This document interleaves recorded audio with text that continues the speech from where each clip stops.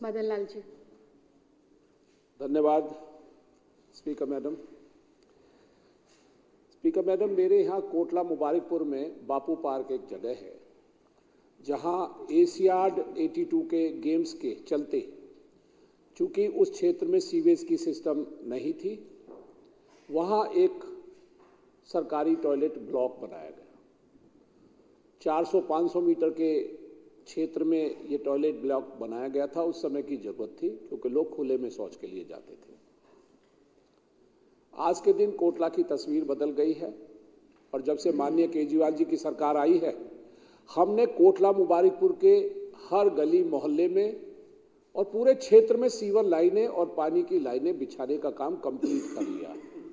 ऐसे में न वहाँ सरकारी शौचालय की जरूरत है और न पानी के बंदोबस्त की जरूरत है।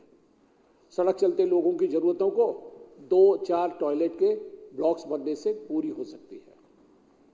वहाँ आए दिन उस टॉयलेट ब्लॉक की वजह से, चूंकि वहाँ स्मैक पीने वाले एंटी सोशल एलिमेंट्स, शराबी, उन लोगों का कब्जा होता, तो आए दिन वहाँ झगड़े की, मार पिटाई की, स्नैचिंग की, महिलाओं से छेड़खानी करने की शिकायतें कभी कभी आती रहती हैं। पीछे एक आदमी का तो एक स्मैक पीने वाले ने कत्ल भी कर दिया था। हमने एमसीडी से रिक्वेस्ट की है कि उस जगह पर एक सामुदायिक भवन बना दिया जाए जिससे वहाँ लोगों की ज़रूरतें पूरी हो सकें। उसके बिल्कुल पड़ोस में स्पीकर मैम 2016 में मैंने एक जच्चा बच्चा, एमसीडी की एक पुरानी अस्पताल थी और डिस्पेंसरी थी आयुर्वेदिक, टूटी फूटी हालत में पड़ी हुई, कम से कम 15-20 साल, 2016 से 15-20 साल पहले से बंद थी और अबेंडेंड थी। 2016 में मैंने उसको अपने फंड से, जो माननीय केजरीवाल जी की मदद से हमें मिला है, 2.25 करोड़ रुपए जच्चा बच्चा अस्पताल बनाने के लिए दिया था। पर राजनीति के चलते जो वहाँ स्टैंडिंग कमेटी की चेयरमैन थी, उसको ये जान के कि ये एमएलए आम पार्टी का है, वो प्रोजेक्ट स्क्रैप कर दिया गया था।